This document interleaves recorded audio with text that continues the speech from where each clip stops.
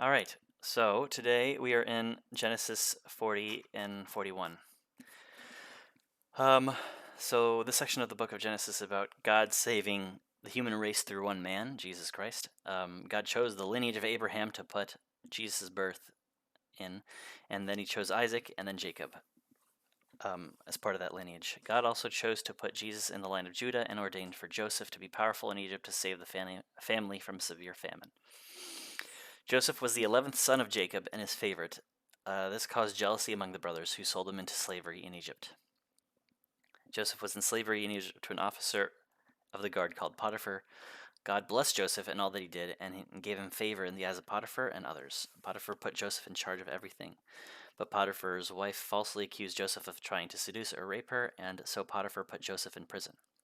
Again, we see that Joseph was blessed by God and given favor in the sight of others, so that the jailer put Joseph in charge of all the prison. All right.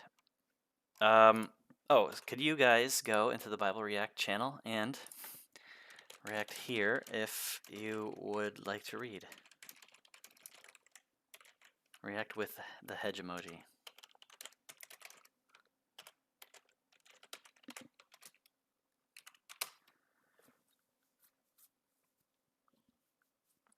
So that I can know who to call on for reading. All right. All right, Shani, could you read chapter 40, verse 1 to 23?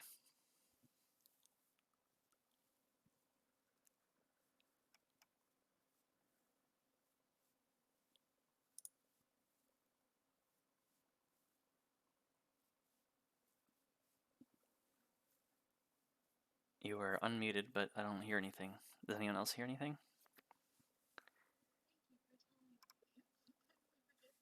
Oh, okay, good. Mm, no worries.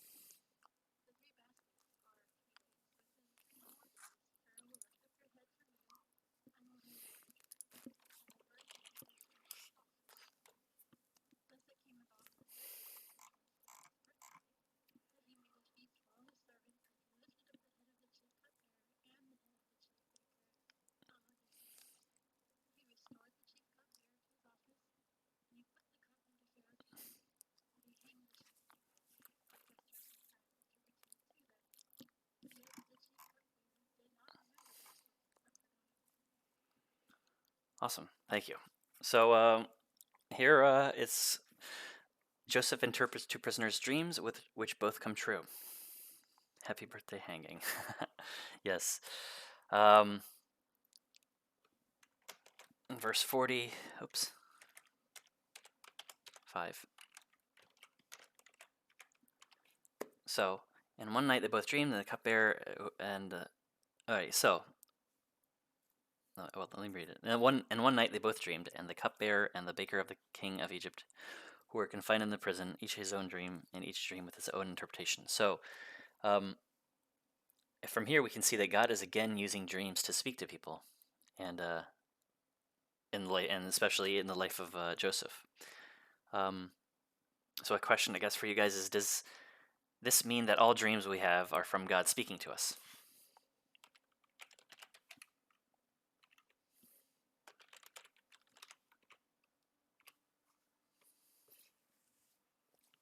No. Okay. Does anyone think differently?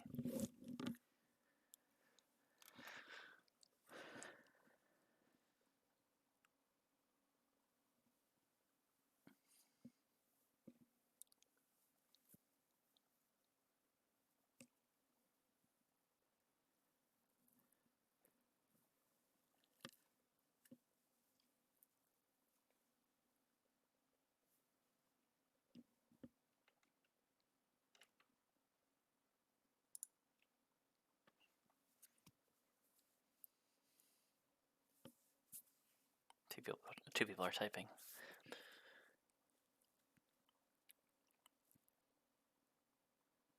So I guess while they're typing, I'll just say, yeah, some people believe that like these kinds of gifts continue. Other people believe that they have ended. The important thing to keep in mind, I think, is that Paul, Peter, and John had visions in their ministries. So it's not like it's impossible to see things in dreams anymore. I guess. Um, but it's also important to keep in mind that all these visions or dreams that people have, there it's like plainly obvious that it comes from a spiritual source, and it's not just regular, some regular dream that you have on a daily basis. Yeah, like Enley said. Um, 46 to 8. Ended for now. Yeah, some people think that they ended for now, I guess.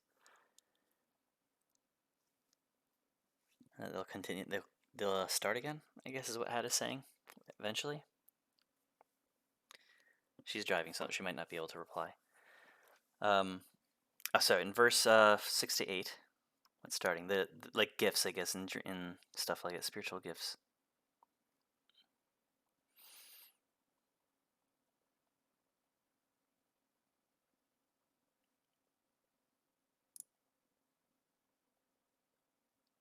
I'm not sure what the maybe someone else can answer that why, but I think there is some verses that they used to say.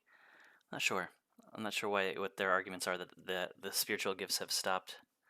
They're called cessationists versus because they believe that spiritual gifts have ceased versus the continuationists who believe that they continue.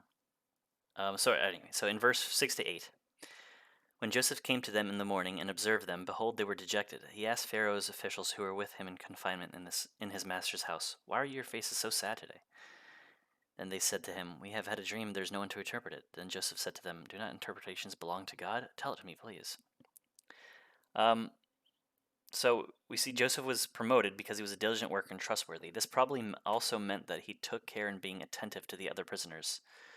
So this potentially explains that how he immediately noticed that the officials were dejected, because he was very caring and perceptive of the people in his charge, which is another thing we can learn, I guess, for our work ethic.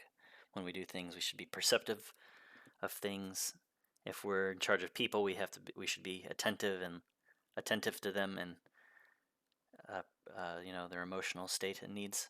One of the commentators revealed that it was probably common for officials in Pharaoh's court to have access to magicians, or they could ask for their interpretation of the dreams whenever they had weird ones. So these officials, now being in prison, don't have access anymore to the magicians. This explains why they said, "We have no one to interpret it." and explains why they were sad. That it was like, before they would be able to just easily ask for an interpretation. So, do you guys think that how do you guys think the magicians are actually able to interpret dreams? Like, how were they? If they always interpreted falsely, they would have lost credibility. So, do you guys think that sometimes they got it right, or how did they do it?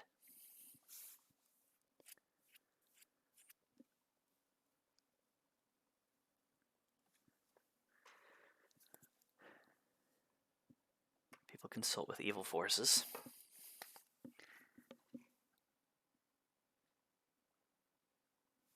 And so, I guess, do you think evil forces can predict the future?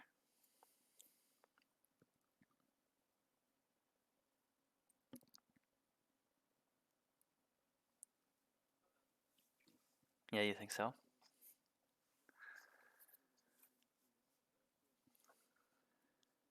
Mm-hmm.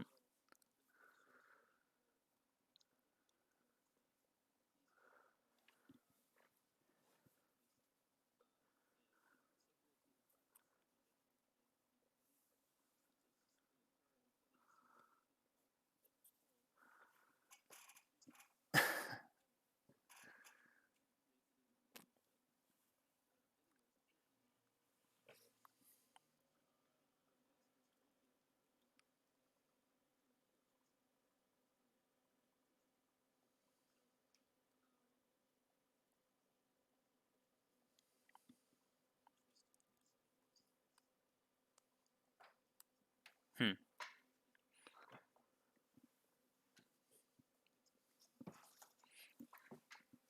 Mm.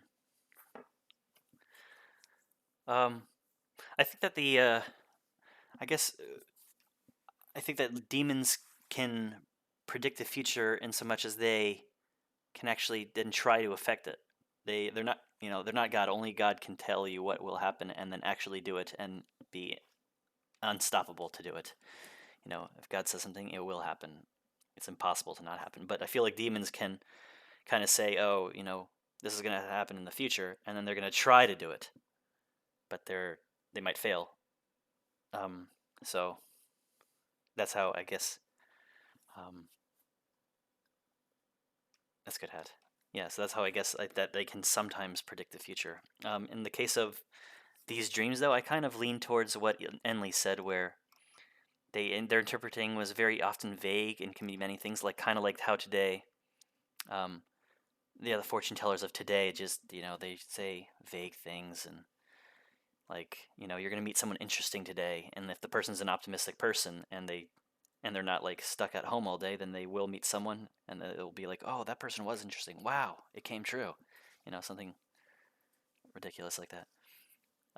It's like I think it's like called confirmation fallacy. They're like expecting to confirm something, and then they confirm it. I guess. Let's see what this. Okay, so Hat put Hat put some resources about dreams.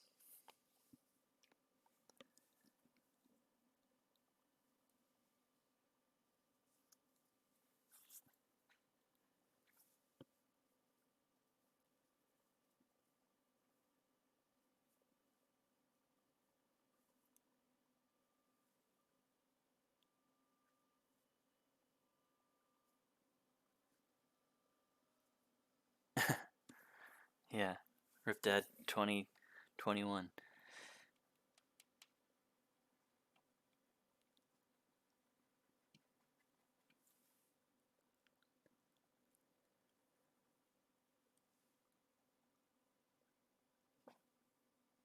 Interesting.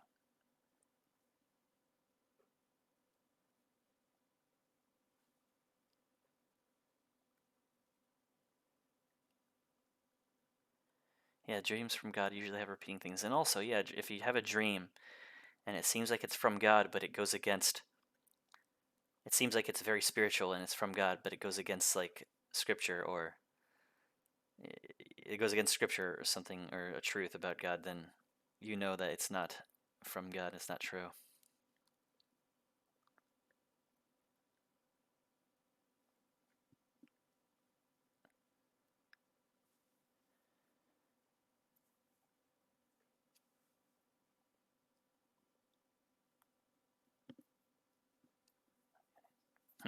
Okay.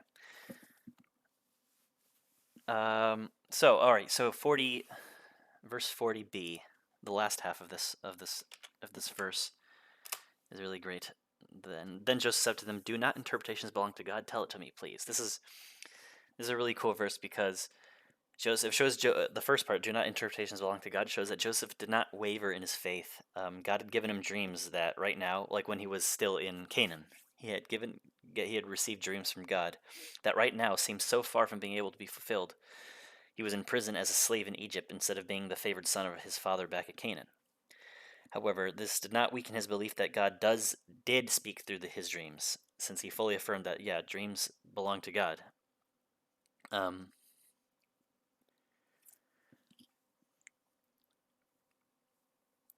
and the second part, the "tell it to me, please." This shows that Joseph knew and believed that God was still with him, and believed that God would reveal the interpretations through him. So it was a great It revealed Joseph's faith throughout all his suffering that he's going through. We see in here these verses. So the chief cupbearer told his dream to Joseph, and said to him, "In my dream, behold, there was a vine in front of me, and on the vine were 3 branches, and it was budding. Its blossoms came out, and its clusters produced ripe grapes. Now Pharaoh's cup was in my hand, so I took the grapes and squeezed them into Pharaoh's cup, and I put the cup in Pharaoh's hand."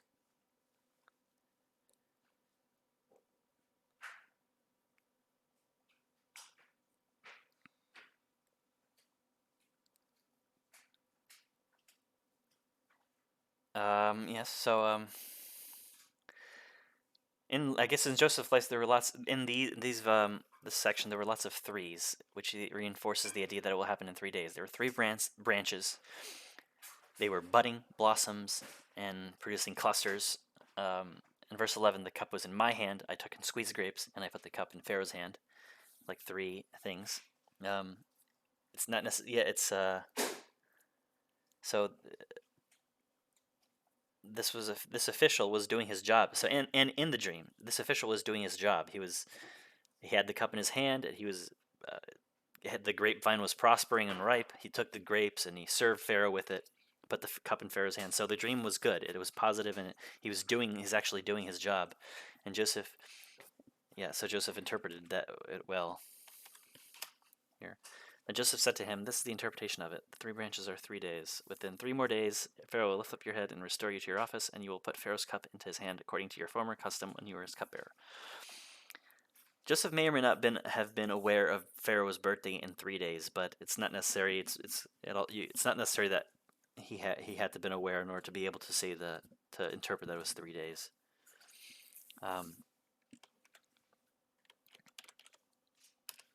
Verse 14, 15. "Only keep me in mind when it goes well with you, and please do me a kindness by mentioning to me Pharaoh and get me out of this house. For I was in fact kidnapped from the land of the Hebrews, and even here I have done nothing that they should have put me into the dungeon." This shows Joseph was confident that his interpretation would come true. He still had strong faith in God. This is evident because he gave the interpretation and immediately pleaded with the man he knew would be released to go back to being a high official near Pharaoh.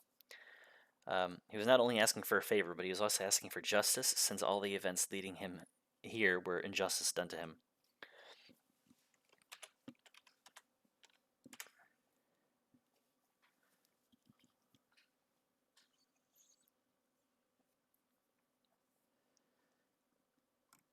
No worries.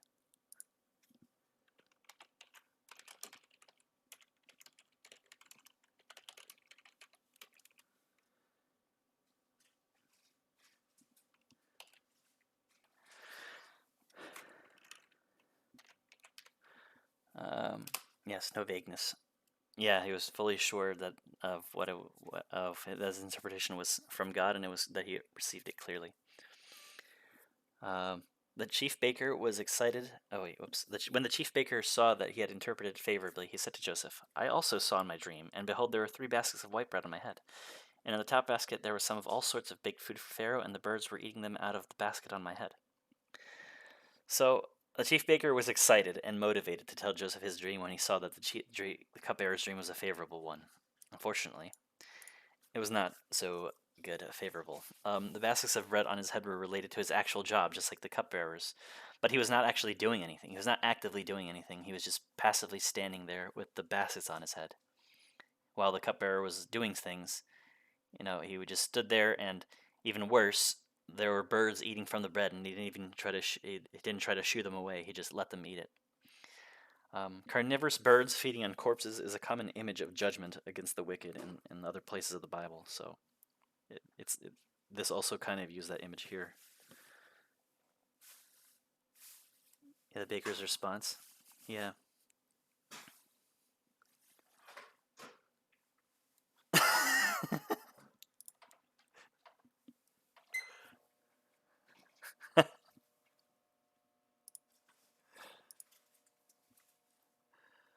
Yeah, that's a perfect response. That's probably it.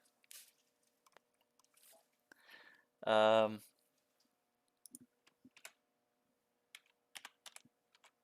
verse 18 to 19. So both, and Joseph answered, this is its interpretation. The 3 baskets are 3 days, and 3 more days Pharaoh will lift up your head from you and will hang you on a tree, and the birds will eat your flesh off of you. There's a little bit of like a little bit of comedy in here a little bit, because he said lift up your head to the cupbearer, and he said lift up your head from you, though. A little bit of maybe not comedy, but like I don't know, I guess a play on words or something.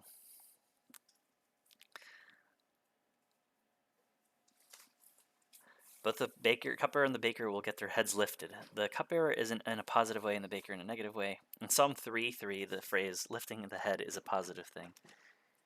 Whoops, I should put that. Psalm 3:3. Ironic play on words.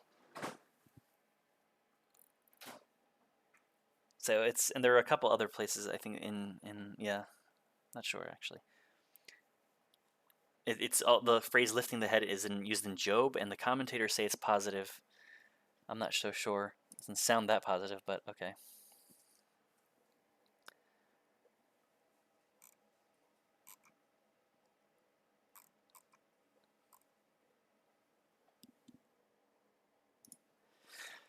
Many people interpret the phrase lifting the head from you as meaning that the baker will be decapitated. But the text also says that he will be hanged. You can't hang a decapitated person, so how do you guys explain this?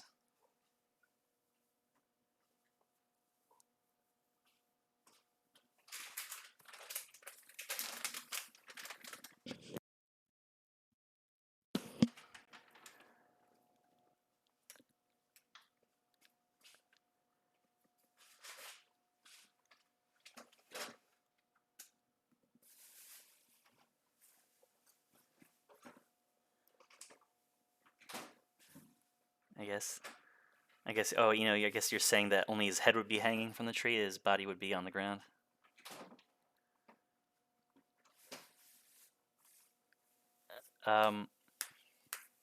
So in the hold on, don't cross me.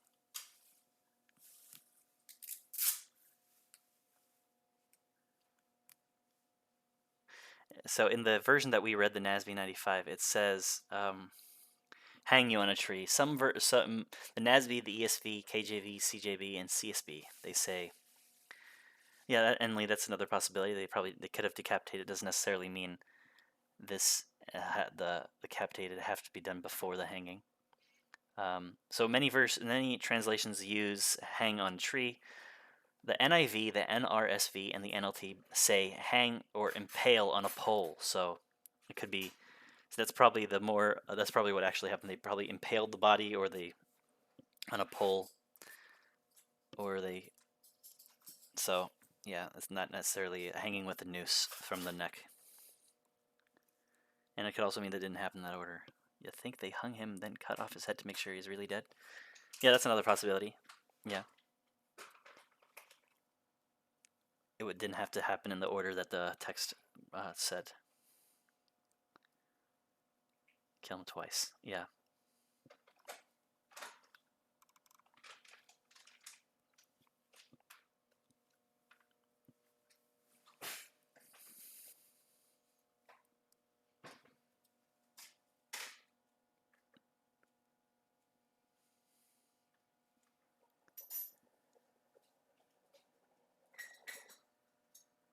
Yes, yes, hat.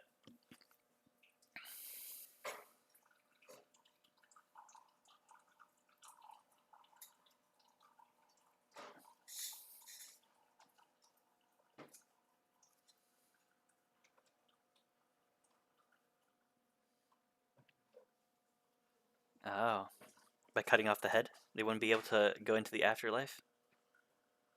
Trinity, or the yeah, probably the head. Okay, interesting.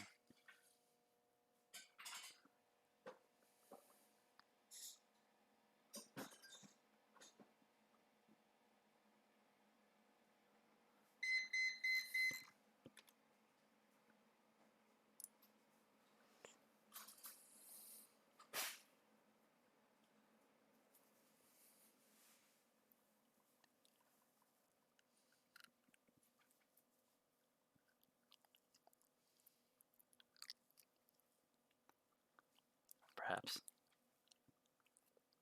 Yes, perhaps.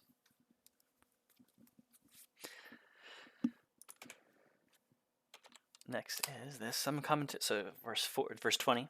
Thus it came about on the third day, which was Pharaoh's birthday, that he made a feast for all his servants, and he lifted up the head of the chief cupbearer and the head of the chief baker among his servants. So some commentators argue that this birthday can also be Pharaoh's ascension or birth as the divine god king of Egypt. That's just a side note.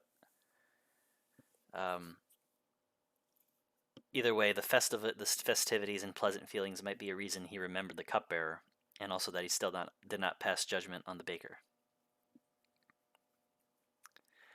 Um, in verse 21 to 22. 21 to 22.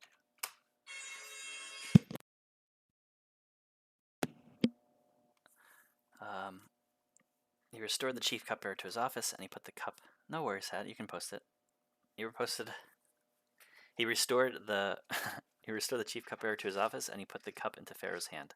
But he hanged the chief baker, just as Joseph had interpreted to them. So he put the cup into Pharaoh's hand. The wording matches exactly how Joseph predicted with his interpretation. And finally, verse 23. Yet the chief cupbearer did not remember Joseph, but forgot him. So the whole narrative ends with yet another downturn in Joseph's story, as the cupbearer forgot him, and he was again left with no prospects of getting out. The Hebrew word here forget is shakak, which has connotations of both knowledge leaving the mind, but also purposeful ignorance. So it's because I'm talking. Anyway, it is possible he was selfish and did not want to push any buttons by asking for the release of some random guy who claims to be innocent right after he just got out. He was just released from prison, and his fellow high official was killed.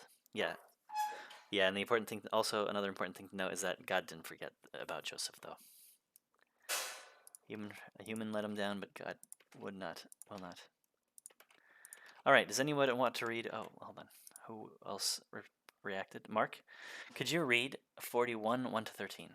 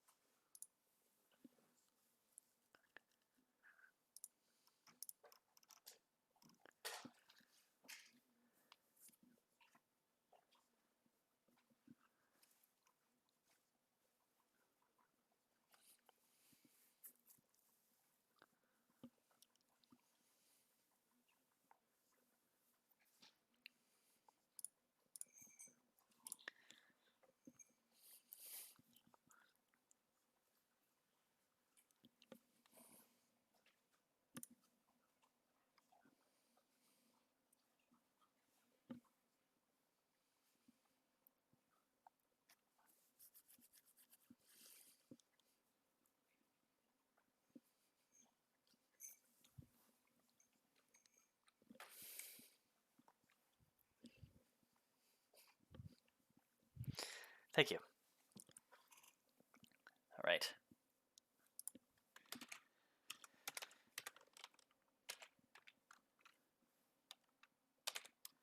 All right, so now it happened in the beginning. So the Nile was the most important feature of Egypt, which depended on it for sustenance and prosperity. It was also the object of a lot of their paganisms.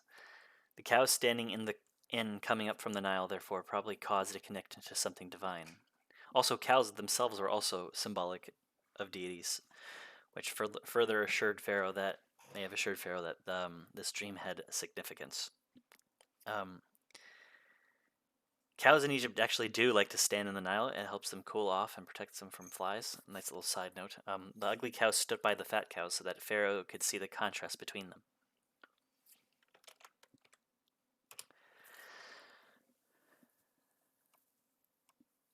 Yes, this seems to have been shocking to Pharaoh, who woke up right after this. This verse here. The ugly and gaunt cows came up after the sleeping fat cows. Then Pharaoh awoke.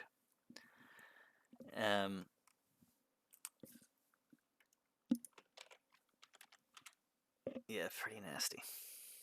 Like, I don't know, maybe like a snake, they unhinged their jaw and like just swallowed it whole, or what?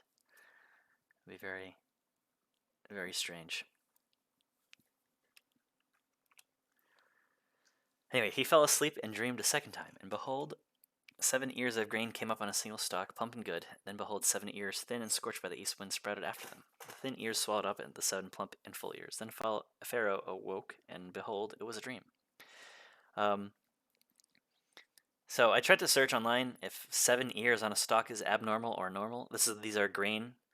Apparently corn, only it's like 1 or 2 ears on a stalk is normal. But I don't know about grain, or the specific grain that Egyptians use. I don't know if anybody here has any experience or knows about farming or grain and can shed some light if this was like abnormal.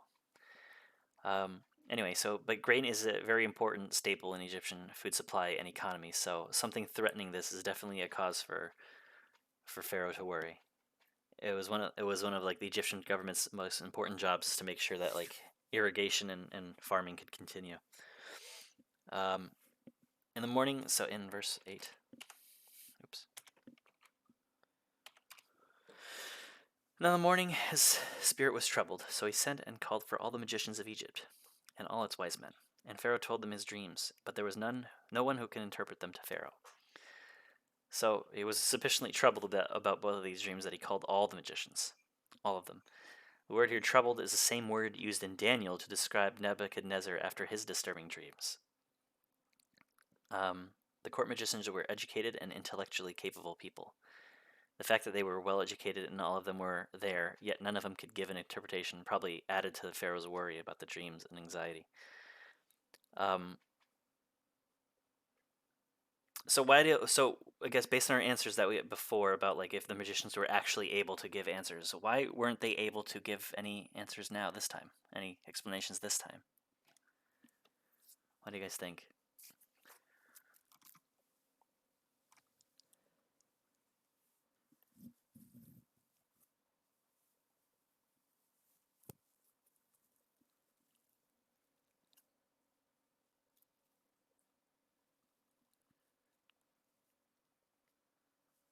Yes.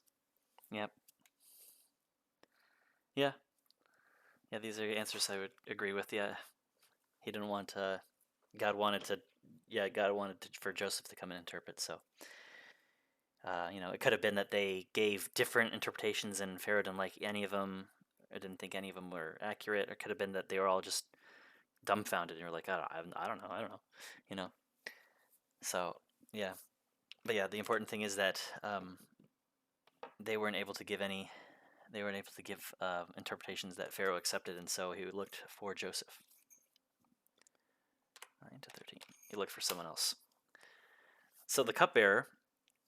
Then the chief cupbearer spoke to Pharaoh, saying, I would make mention today of my own offenses. Pharaoh was furious with the servants, and he put me in confinement in the house of the captain of the bodyguard, both me and the chief baker.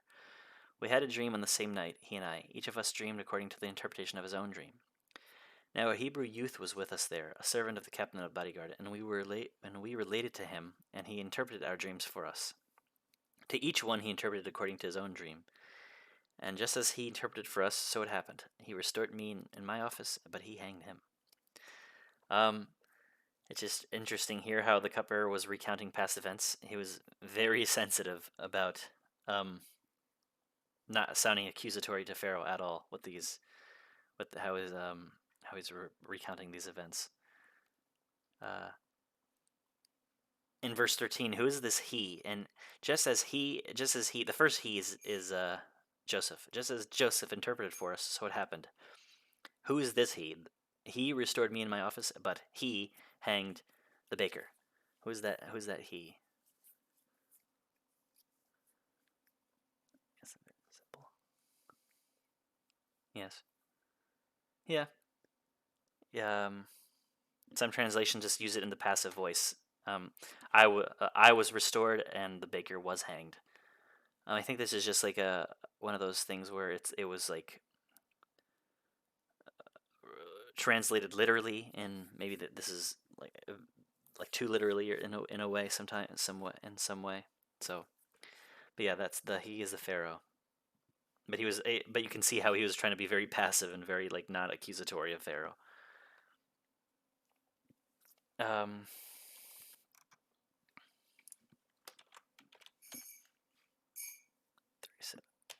okay, so who's next to read? Abe. Abe, could you read verse 14 of chapter 41, verse 14 to 37?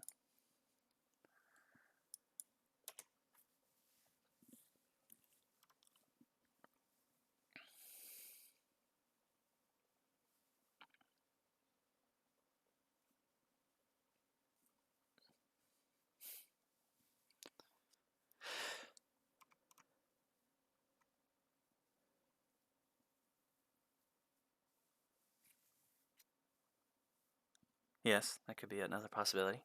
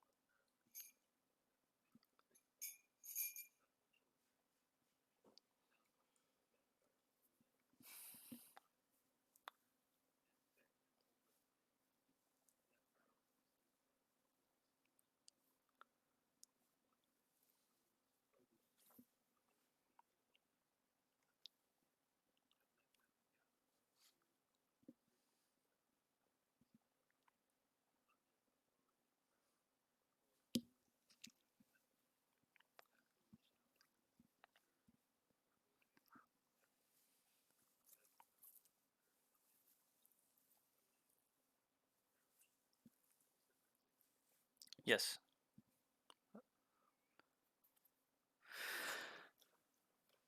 Um, oh, and also 37. I'll read it. This proposal please Pharaoh and all his servants. All right, so 41:14. And Pharaoh sent and called for Joseph, and they hurriedly brought him out of the dungeon. And when he had shaved himself and changed his clothes, he came to Pharaoh. Joseph's prison here was referred to as a dungeon, which conveyed that it was probably underground. It is possible that, according to Egyptian custom, that Joseph had to shave all his beard and hair. Just a side note.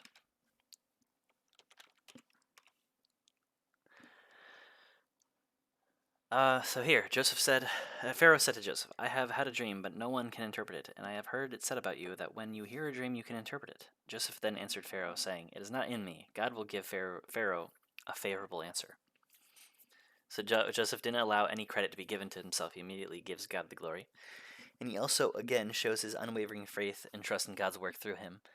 The word favorable is not that the word favorable here also is not that the interpretation will be pleasant to Pharaoh, but that the interpretation will be accurate and that Pharaoh be convinced of the accuracy and feel at peace from his disturbance he felt that woke him up when he had the dreams. 17 to 24.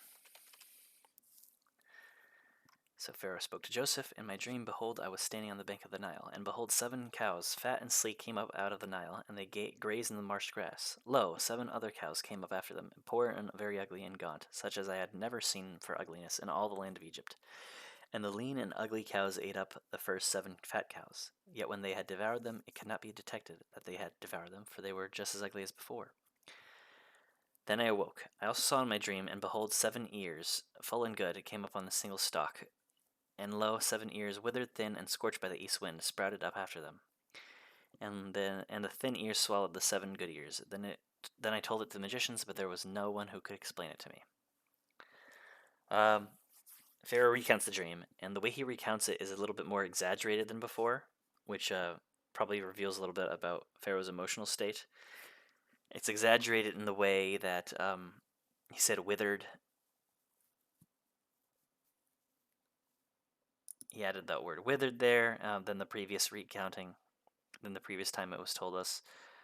And he also added which may have actually happened in the dream, but he also added that it could not be detected after the thin cows ate the plump cows. He said that it cannot be detected that they had devoured them, for they were just as ugly as before.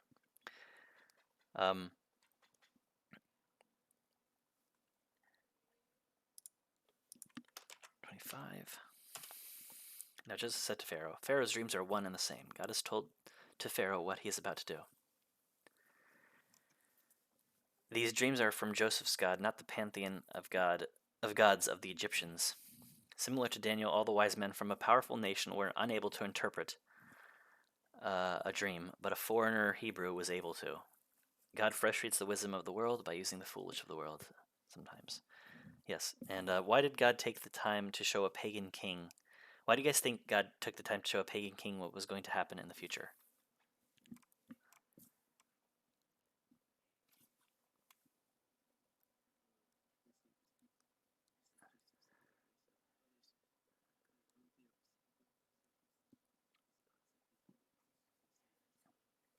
Yes.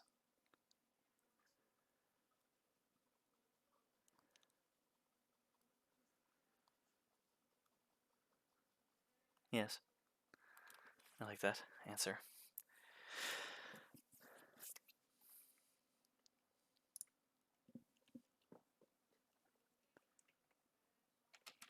Genesis 40:26.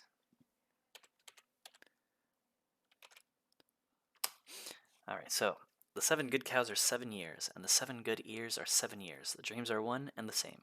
The 7 lean and ugly cows that came up after them are 7 years, and the 7 thin ears scorched by the east wind will be 7 years of famine. It is as I have spoken to Pharaoh, but God has shown to Pharaoh what he is about to do. Behold, 7 years of great abundance are coming in all the land of Egypt. And after them 7 years of famine will come, and all the abundance will be forgotten in the land of Egypt, and the famine will ravage the land. So the abundance will be unknown in the land because of the subsequent famine, for it will be very severe. Now, as for the repeating the dream to Pharaoh twice, it means that the matter is determined by God, and God will quickly bring it about. So Joseph gives the interpretation here, and God uses pairs of things in this whole story narrative of Joseph many times, a couple times. Joseph had two dreams when he was in Canaan.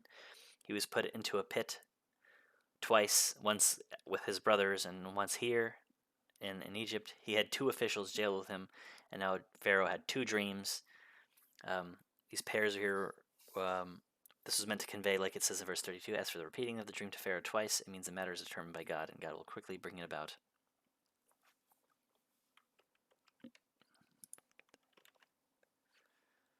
3 to 37. Now let Pharaoh look for a man discerning and wise, and set him over the land of Egypt. Let Pharaoh take action to appoint overseers in charge of the land, and let him exact a fifth of the produce of the land of Egypt in the 7 years of abundance.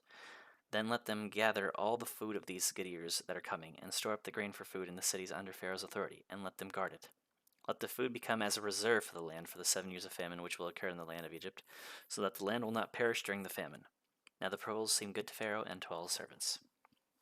So Joseph gives a recommendation about what Pharaoh should do. It would be easy to ignore the 7 years of plenty, but Joseph was wise and saw that in order to guard against the 7 years of famine, action needed to be taken quickly during the 7 years of abundance to store up grain.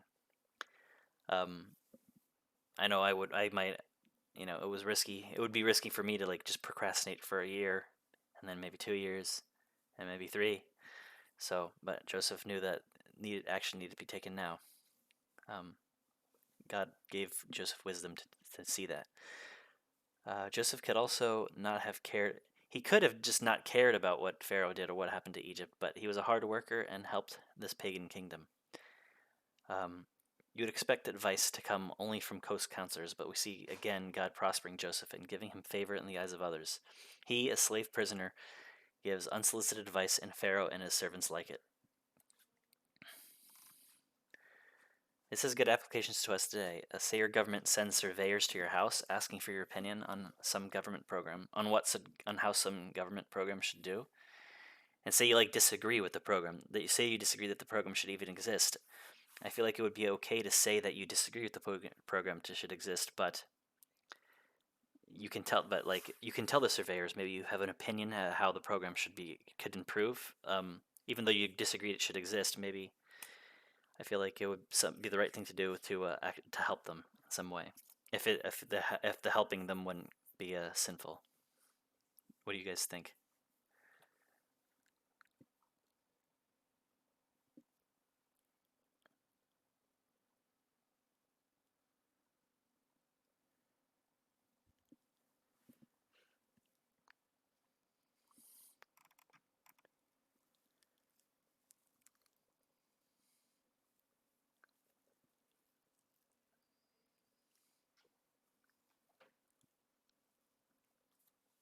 That's a good point, Trinity.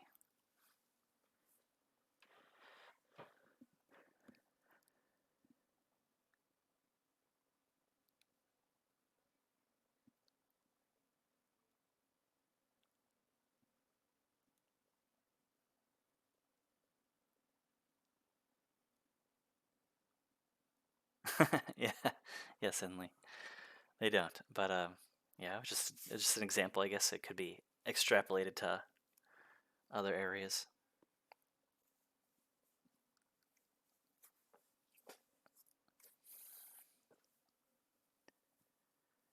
of life.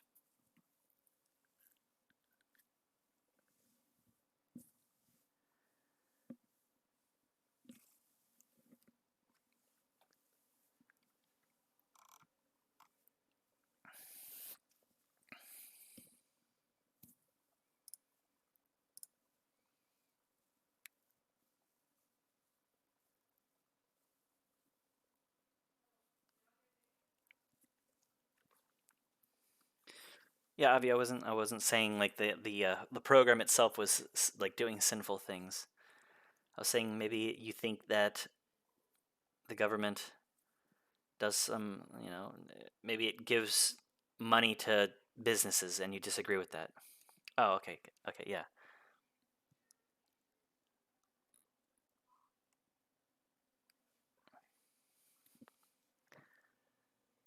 All right, so 41. All right, so who else reacted? We're back at to Trinity. Trinity, could you read 41, chapter 41, 38 to 49?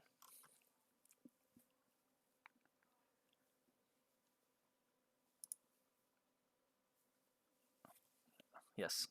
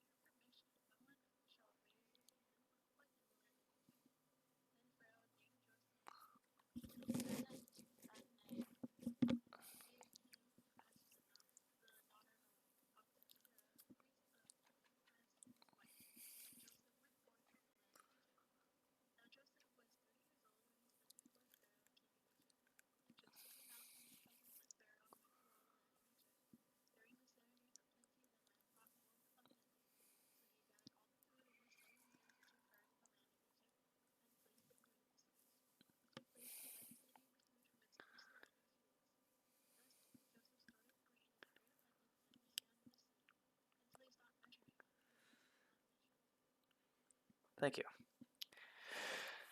All right. 48, 38 to 45.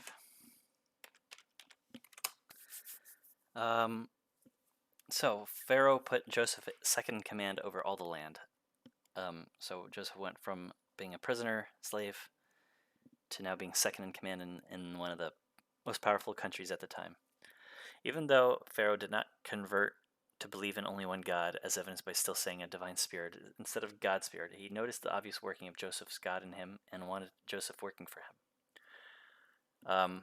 Pharaoh made the position of official by giving Joseph an Egyptian name and a wife from an Egyptian priest family.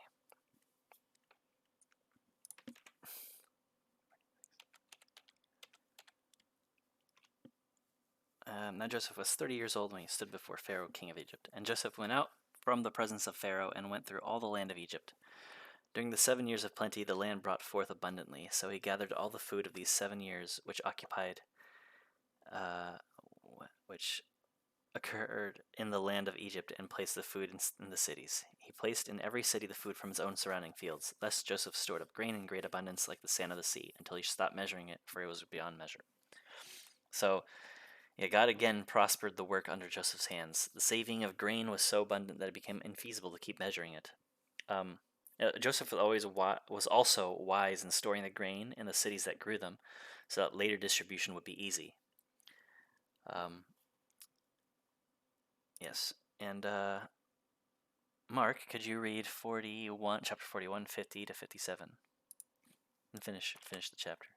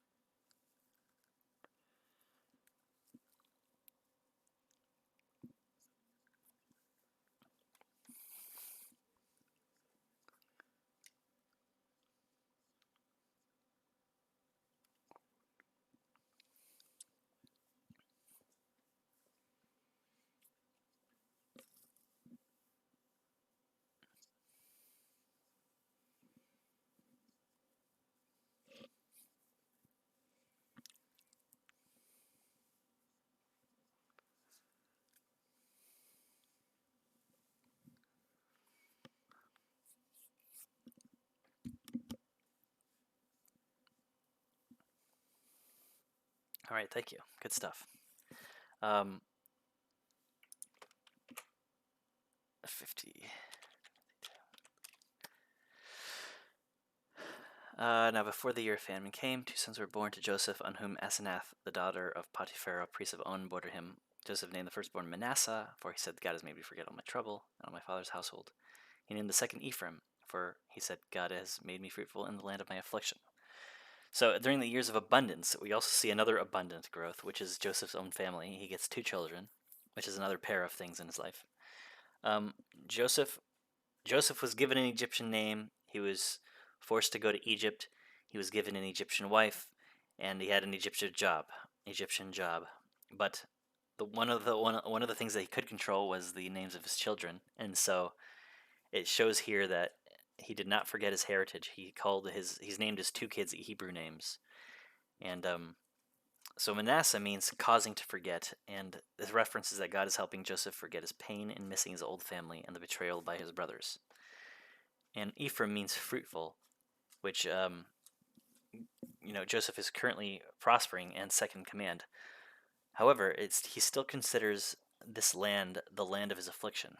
Why do you think that Joseph still considered Egypt the land of his affliction if he's prospering now for a couple of years now during the while as second in command?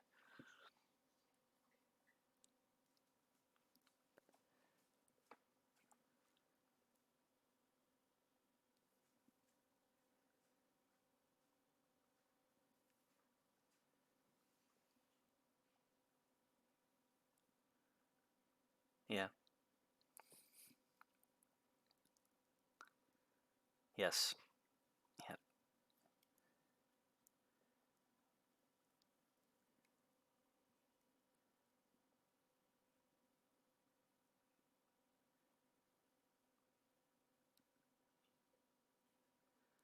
We'll wait for what Malky says.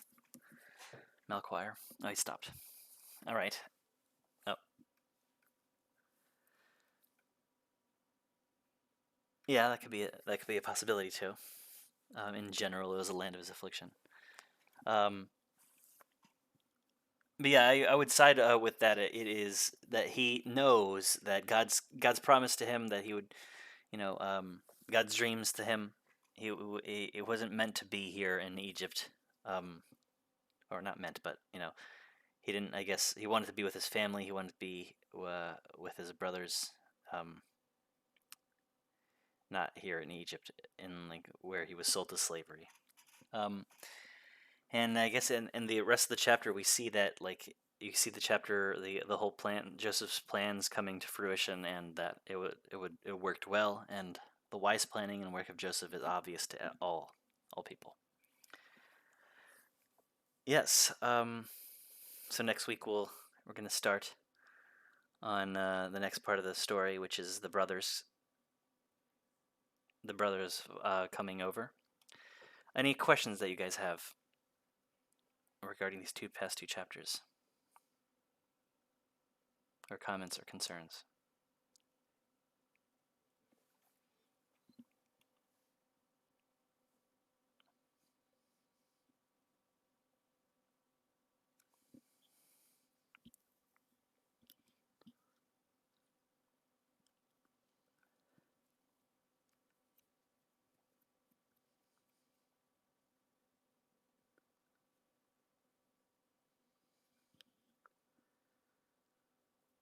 Yes.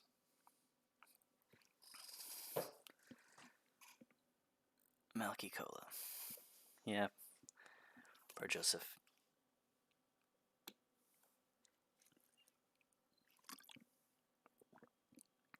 He was used by God in good ways, but he still suffered through some things.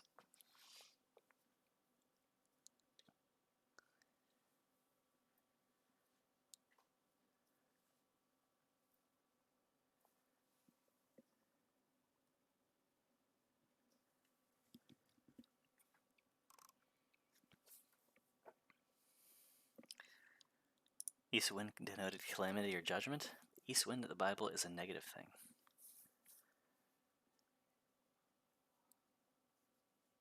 Interesting.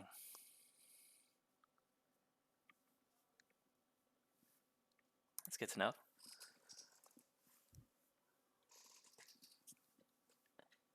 Um,